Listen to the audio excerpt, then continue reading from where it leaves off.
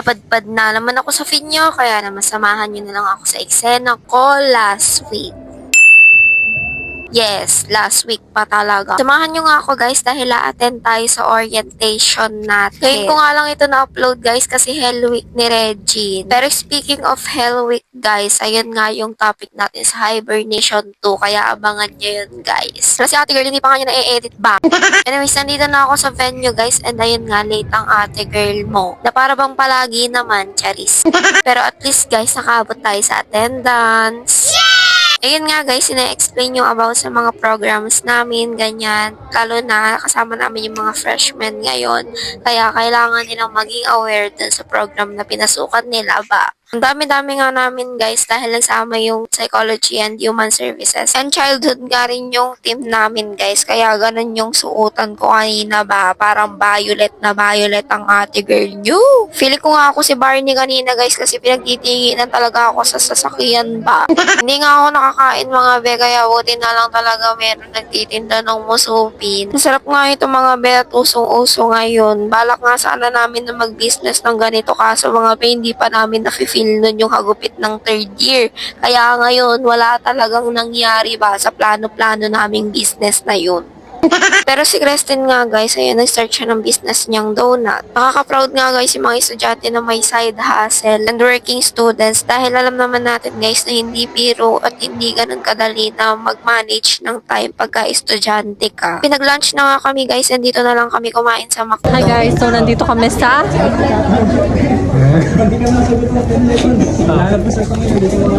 Hi ka sa vlog ni Regine. Hindi na siya napag-upload guys. Dumaan na nga na naman kayo sa feed niya. Ayun na nga mga baby, nakash na ako ni Nat Nat.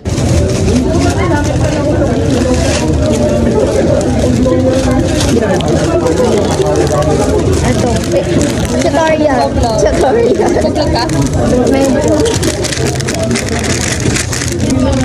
Wrestling. Walang patsara dyan. Mali.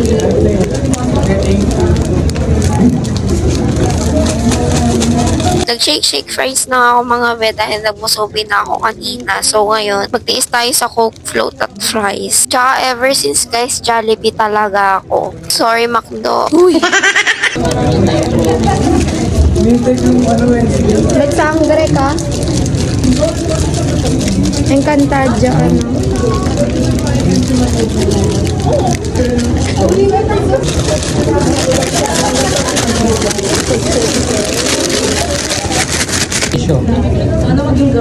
Suminga ako dyan. Maya-maya rin naman guys magkakain. Dumiretso na rin kami pabalik doon. Tapos ayan nga, tingnan nyo yung itsura ni ate girl nyo. Sabi ko nga doon na lang din ako mag-aayos. Diba sabi ko sa inyo, tingnan nyo naman yung outfit ko. Ay, pag di na lang talaga nila nahulaan yung favorite color ko ay ewan ko na lang ba. Na makarating nga kami rito guys, ayan na, dali-dali na nag-ayos ang ate girl nyo. Kasi a-awardan din pala kami. Mabilis ang makeup lang naman yan be. Pero at least mukha na naman akong tao ba. Wow! Ito nga yung gamit ko na sunscreen guys and nasa showcase ko siya. Nilagay ko na nga rin yung mga anik-anik ko dyan guys kasi ganyan naman ako nung bata ako. Mahilig ako sa mga gunner. Kita nyo hindi pa nagpatinag kaya naglagay pa ng glitters para shimmering siya. Talaga namang hindi pa nakontento mga be dahil tignan nyo naman pati mata ba. Ayan na. Ate ko, anong ginagawa mo sa buhay mo ba?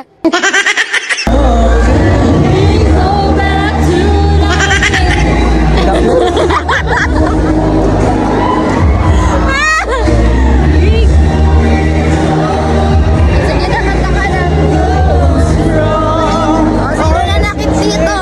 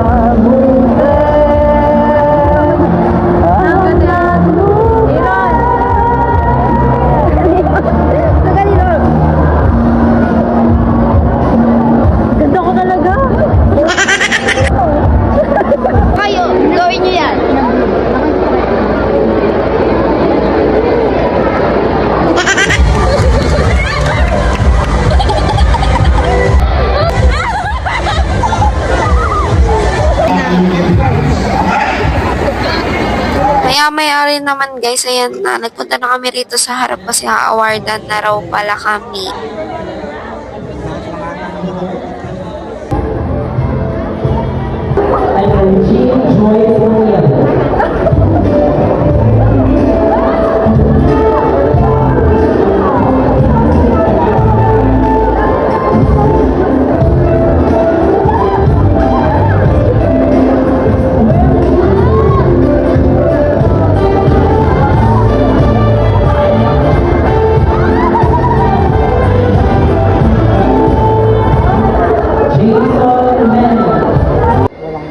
Maya-maya rin naman guys, ayan na, agad na rin kami natapos pa. Hindi, ayun na pala sila. Oo, bye-bye. Hindi na nga kami gumala mga be at tag-uwian na kaming talaga. O siya guys, ako'y uuwi na. Ayun lang naman guys ang eksena namin last week. Kita-kits ulit sa next nating eksena. Paalam muna!